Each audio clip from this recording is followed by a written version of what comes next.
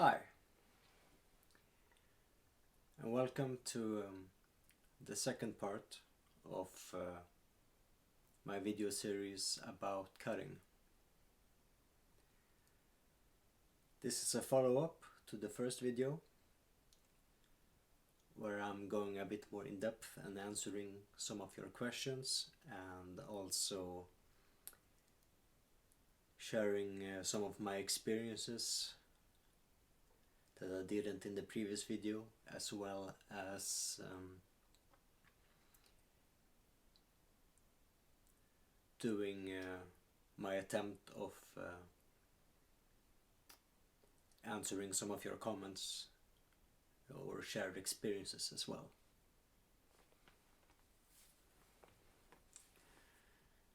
So first of all, if cutting helped me to feel emotional pain or just purely physical pain,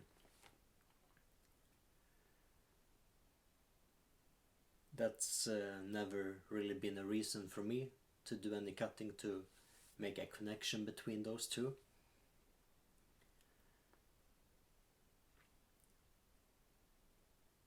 Because that's already immediate. I don't have that disconnection. That's not what melancholy or depression does to me.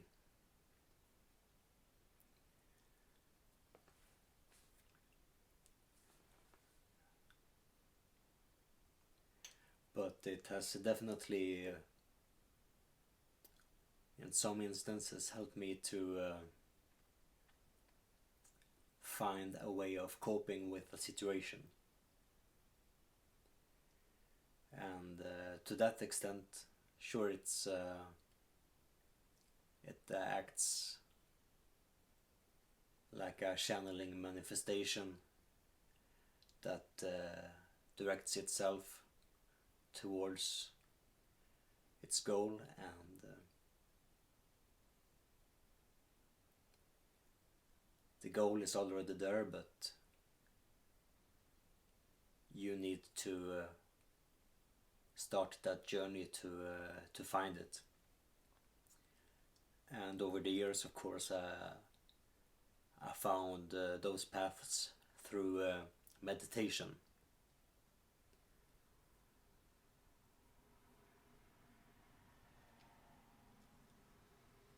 And as I've mentioned previously, cutting can be very meditative.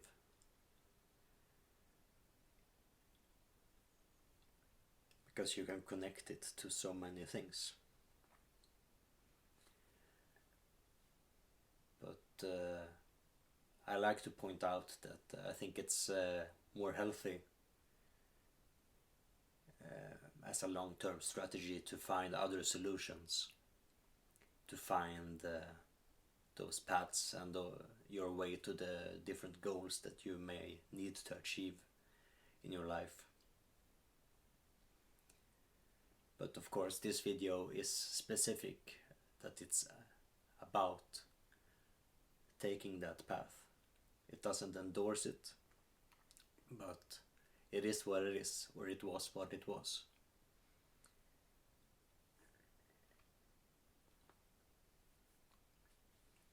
So to me, cutting is more about the physical aspect and what it can be channeled towards. Like I mentioned briefly in the previous video, discipline or punishment, which can be connected to discipline. But of course, I'm not a big, this is an important factor to this, I'm not a big fan of pain. It doesn't intrigue me, it doesn't excite me.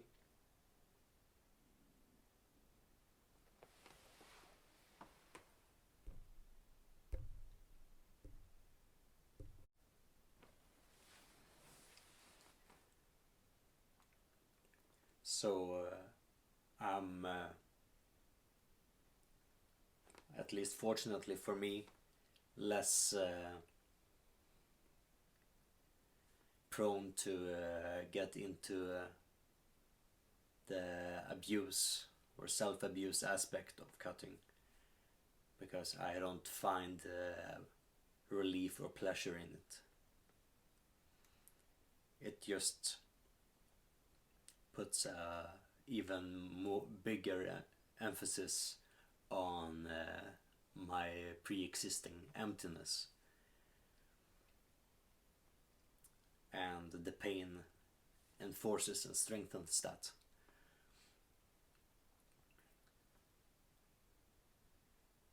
And having that intensifying aspect to a meditation or a ritual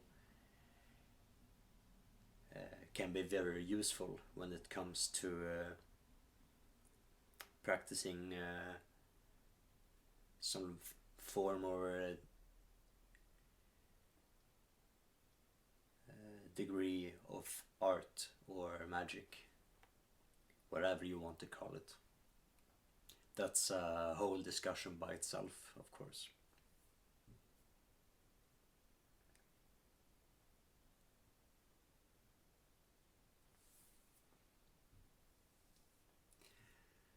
So that question becomes, of course, related to another, how I resist the urge, or why I don't, as I like to add, because I don't really have the urge.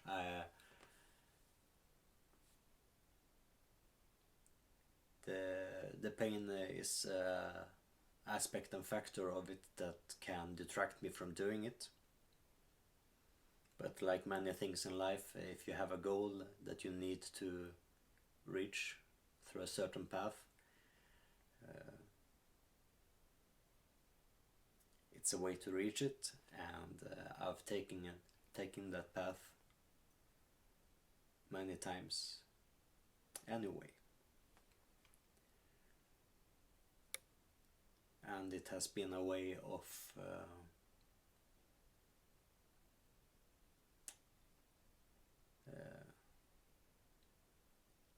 making myself a stronger,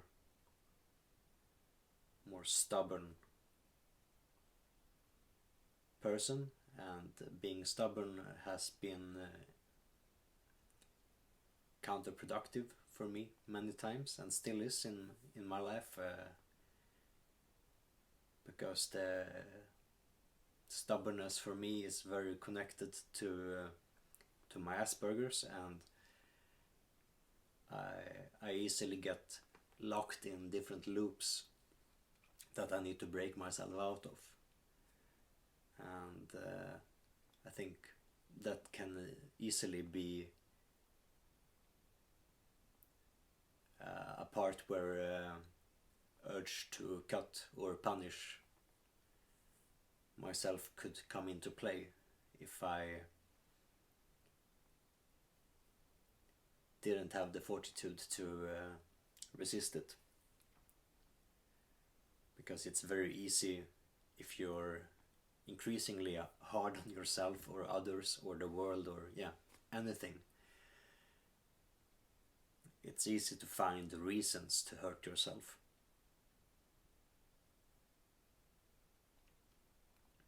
And direct that anger inwards instead of outwards, and do something like it's a short-term solution to hurt yourself, instead of risking hurting both yourself and someone else by having a discussion about it. But that's the long-term solution, because that's going to help you.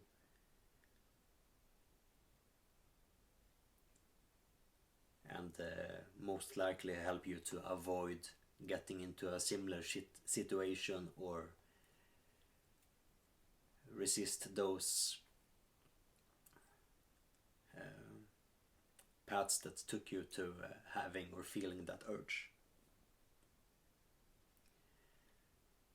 So that's a shorter answer to how I resist that urge, that over time I have found strategies and solutions to the problems with myself or my environment that would make me feel that I need to have that ritual. And now that ritual is something else instead. Usually I walk in the forest or working on a song or some kind of music or sound. That's working for me. I don't know if it would work for you. It's worth trying out.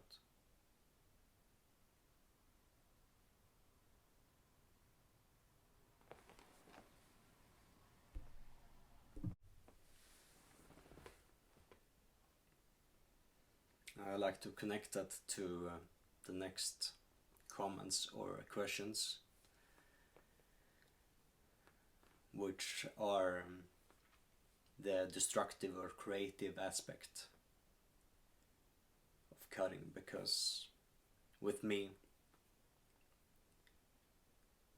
and the different scars I have and the memories connected to them are mostly connected to different recordings, or especially different stages of composing something. But also many of those recordings have been some aspect or kind of gathering of closer friends, like older hypothermia days when me and Nachtzeit were recording Veins, Sköld and Rakbladsvalsen, for example. It was like a way to share something beyond the sounds that we created together. That's of course something, as a guitarist or as a drummer, you have a different experience, and of course pain is also always your own experience, but creating those connections made for a very powerful experience that I think amplified the atmosphere, and it's something that many can hear or feel through those recordings, that there is a lot of genuine melancholy and emptiness in those recordings, because we really put ourselves into that.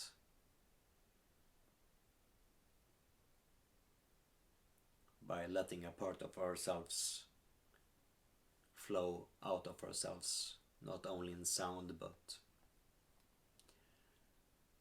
through our actual life force, which is a beautiful aspect, I think, about blood, that creates added meaning to using it in different forms of art. And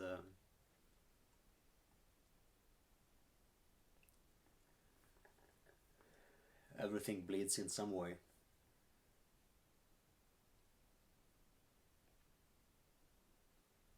So by sharing that act, you are connecting to something larger than yourself and beyond yourself, which I think can be a very empowering experience. And that connects this ritual to what some could call self-love as well, beyond the self-empowerment. That doesn't only become a part of yourself that you have total control of in that moment and moments that follows, but it also becomes a part of your story, just like every wound or scar is something that you have a memory of, like a photo book or anything like that, a diary even. That story is connected to what you have learned about yourself and struggles that you overcame, and so many other things that are more on a personal level. And I think that's an important factor and aspect to underline here, because many people connect the scars to the negative associations they have. But having a positive association to something doesn't mean that the action itself is positive. And that's an important distinction to make. And I think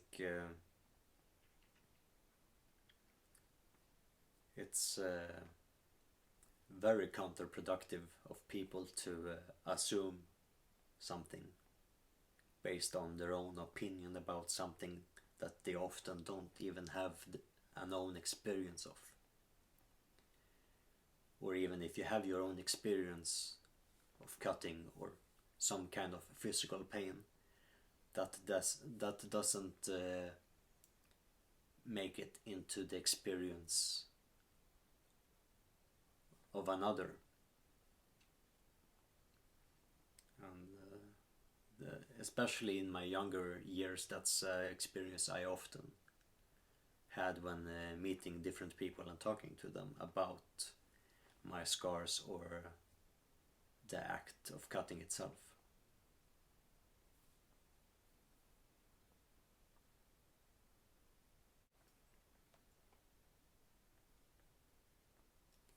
So this connects that comment and answer to how it was in the earlier stages of my experiences connected to cutting and the beginning of it.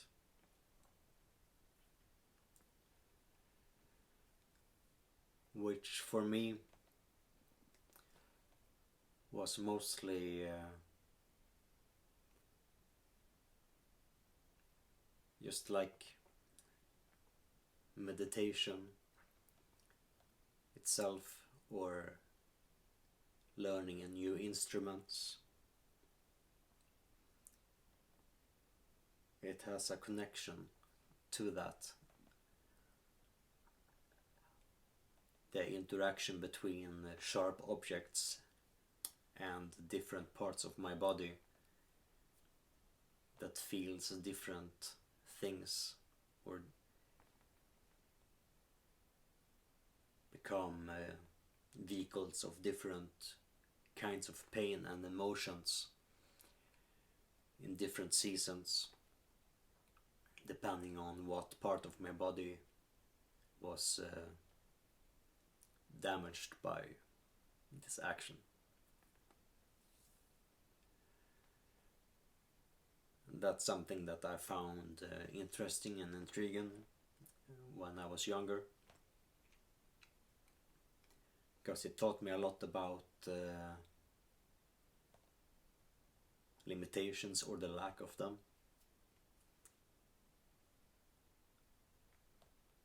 about the possibilities of pushing yourself beyond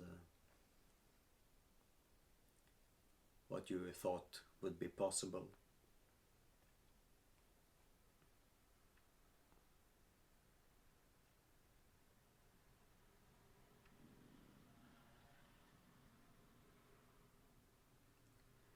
of course, it doesn't always have a good result.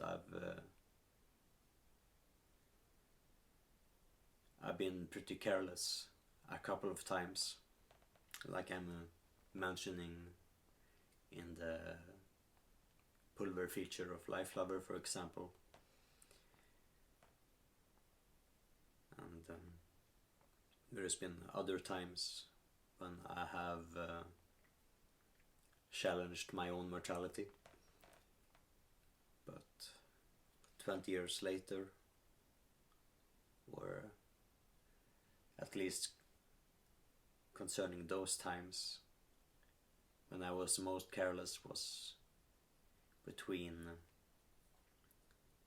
or around the age of 20, so like 14 years ago in my case.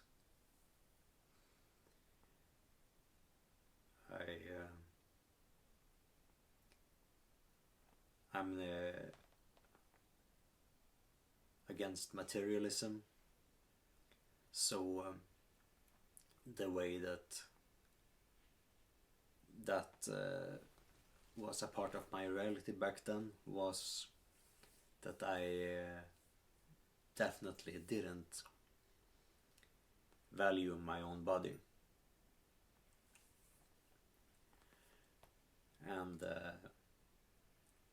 I saw it more as an obstacle than vehicle, because today I'm extension of what needs to be done,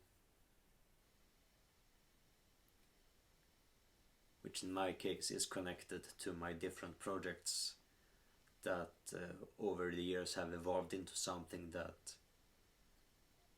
I feel I have more, they have more power over me than I have power over them, and it's a struggle to find the balance,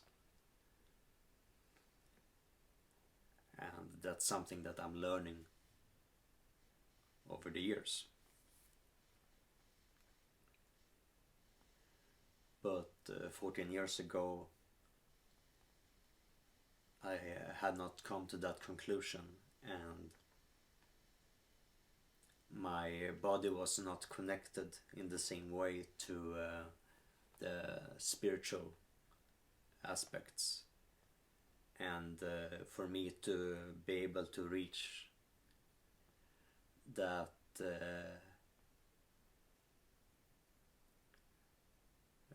level of consciousness, some degree of pain and bloodletting was necessary. And this was before I had experiences with marijuana or different versions of psilocybin or LSD and so on. So for me,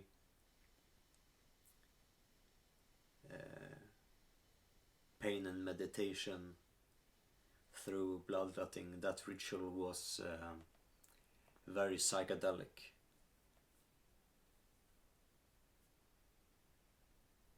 Because it can be very rhythmic and immersive.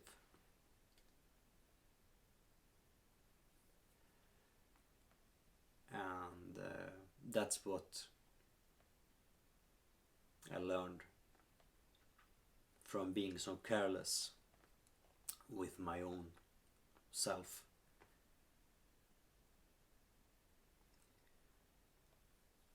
And I was the kind of person that needed to run through the night and not have any level at all of hesitation, because if you need to go somewhere, you can't look over your back, over your shoulder, and worry if you're going in the right direction.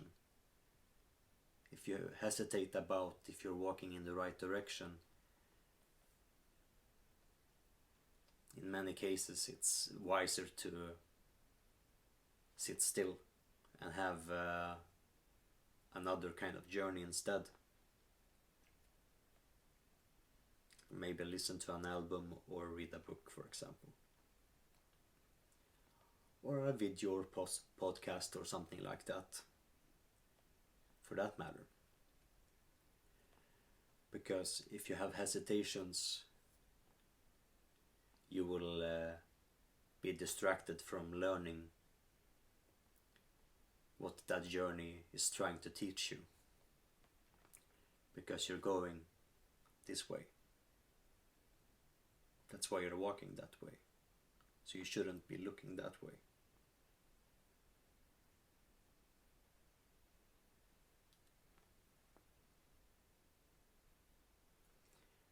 And that's a kind of symbolism that have been with me through later psychedelic experiences as well, which is something that I will cover in another video, because this will be too distracting to try to implement into this. It's better to have the subjects, even if they can be and are at many times related. It's better to keep them separate to at least some extent.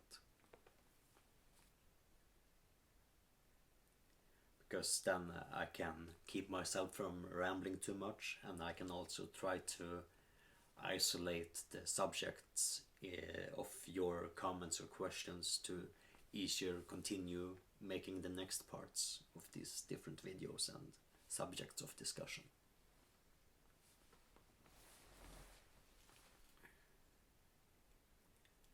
And that leads to some of the final questions that we have for this video, the second part about cutting.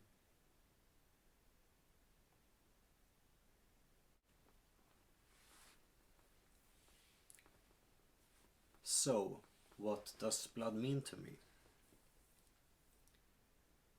Well, as you maybe or probably can imagine from what I was saying in the minute or minutes leading up to this, is that to me it's a vehicle and component of transformation.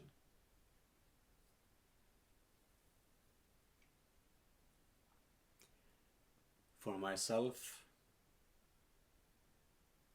on a psychological and spiritual level, but also that blood itself is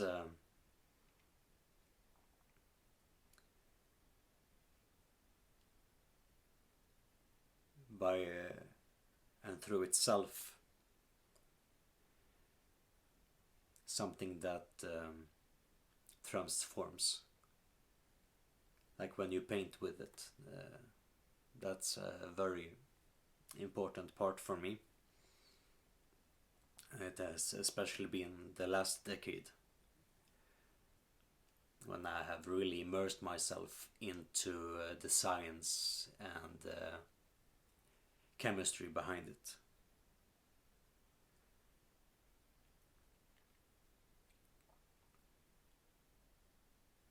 Because it interacts in many different interesting ways when you paint with it. And that's the main reason why I do paint with it. Because it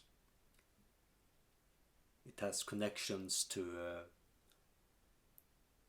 both my past and present, and my own transformation. So it creates that very powerful and important bond with me and my art, which makes the both experience of making the painting more powerful, but also that becomes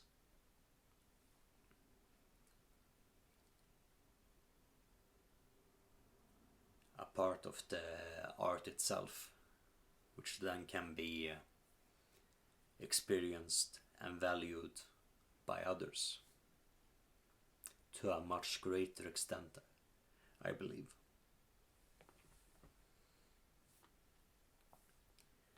And to me, just as I don't find any particular pleasure in creating the sources of the blood, I don't really get anything out of eating or drinking things related to blood, or blood itself for that matter. But I'm not averse to it. It's especially when painting, it creates a different kind of dynamic to have blood in your mouth compared to in another vessel, because the different enzymes of your saliva interacts with the blood in very different ways than having the blood by itself or mixed with other medias. So from that aspect itself, it's not that I enjoy drinking blood itself. That doesn't do anything for me. It's just like rusty water.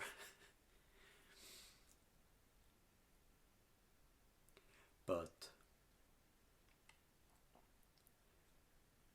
definitely having that addition to the experience of not just smelling and seeing the blood, but tasting it and really feeling it, immersing yourself in it. I do believe that that can be to some important aspect of the bloodletting ritual, especially if you're painting with it, because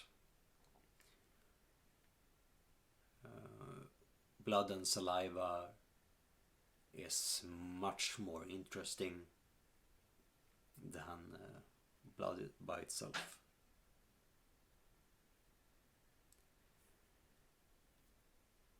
You could almost see it as rather just being a stream that creates patterns and the landscapes on a canvas or piece of paper. You're not just the stream, but you're also the breath itself. You're another vehicle and being of the source of life itself that transmits to the paper or canvas. And that can be a pretty powerful experience if that's something you've been wondering about. That's at least my own experience of the matter. And that takes us to the last deeper and maybe to some personal question that we're going to address in this video.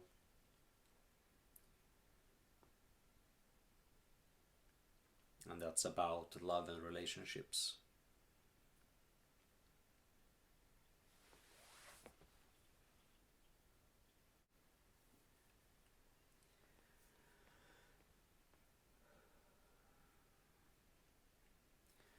So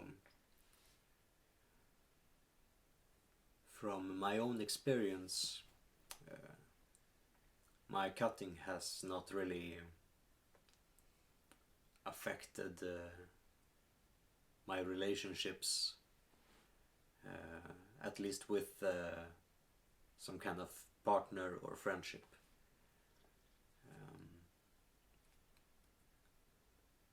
Because as I have cleared up, cutting is not a constant urge or necessity for me. It's something I can do without. So it has never been about me starting or stopping the activity to maintain some kind of balance. That's my own personal responsibility as I see it. And it could have maybe affected some of my relationships to some extent, that I've felt maybe a limitation or some degree of resentment, to feel that I can't access that part of myself or engage in that activity simply because someone else wants me to not have wounds or scars, and they connect that to their own trauma, which is completely understandable. And it would be juvenile of me to assume that they would let go of that just to enable me to follow my whims. And I think that's important to reflect on and consider, because even though it's a very private, immersive experience, the consequence of it is not your own, even though it's your body. Everyone that cares about you sees themselves through you, just as maybe you will see yourself through others, or you impart aspects of yourself and your values on others. That's going to happen right back at you.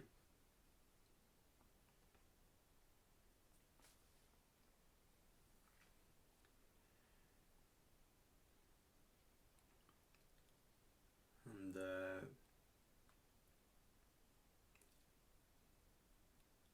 most of my experiences or of relationships have been with females that either engage in some degree of self-destructive behavior, or they've done what they can to put it behind them.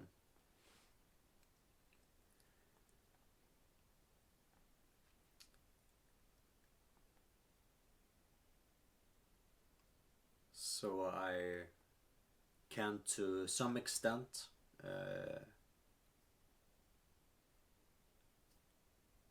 be empathic to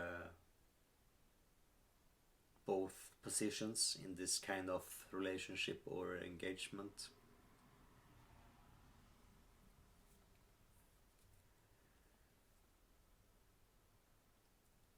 Because I know the worries or the pain of the other part that sees someone else bleed for reasons that may not be your own. But through my own experiences, I also know and acknowledge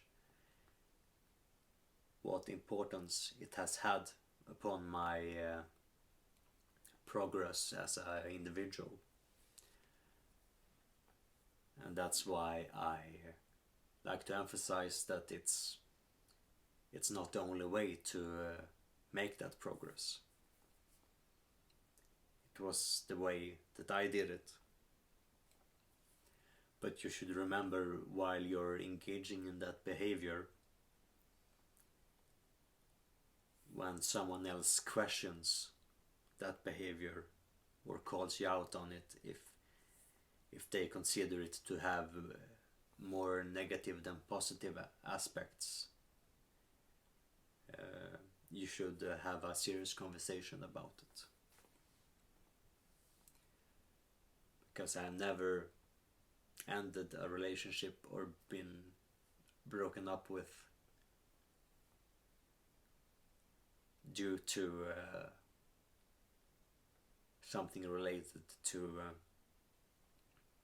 self-harming. That's been more of emotional and the mental aspects of myself or the other person involved, that there were things over time accumulating which either makes or breaks the relationship. And that's the easiest way that I can make a summary of that experience without going into detail, because I don't want to put someone else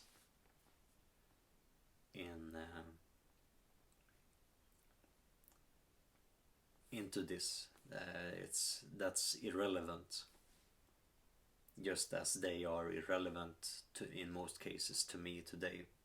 Some of them have meaning to me as friends, or especially as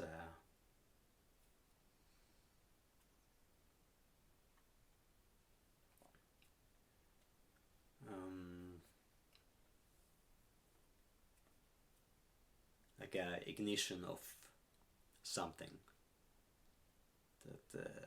That pain that was terrible at the moment was necessary for me to learn something else. And usually that's not something very nice to experience or feel in the moment, because it can hurt a lot and it's hard to see a reason in it, and sometimes there's not.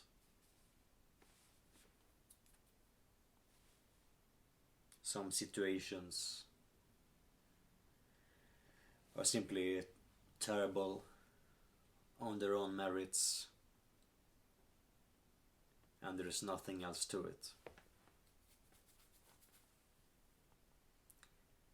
But in the case, if you have a relationship that has ended because of your habits, that doesn't mean that the habit itself has to go, but you should definitely try to analyze the different components and aspects of that behavior, because most things are never simply one thing.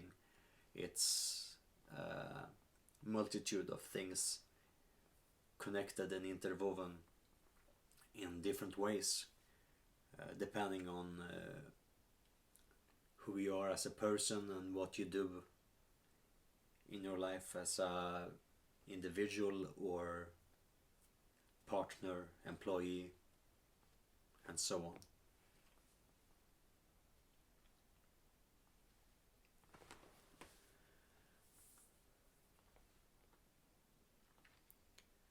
And I think there is so much more that could be said about this, because that subject itself could be so many different things. And that's why I'm ending this video here without going deeper into my personal experiences in the matter, because I think that would distract from the point itself. But I thank you all for listening and watching to me trying to be as focused as possible throughout this video. And I deeply appreciate the nice comments that I'm not addressing in this video, simply people sharing their own experience and feelings in different ways. And I'm happy to hear those of you who have achieved progress or different amounts of closure through these experiences like I have. But just as I mentioned previously in the first video, I like to say to all of you that if there is anything that I'm saying here that you have questions about, or if you feel I'm missing something that should be addressed, or that you simply have interest in, let me know. I'm very interested in making a third part of this video, and right now I can't think of anything better to say than thank you for watching.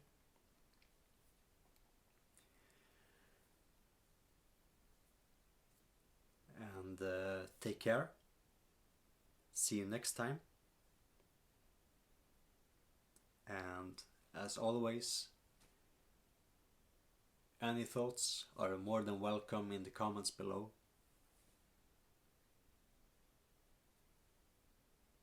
See ya.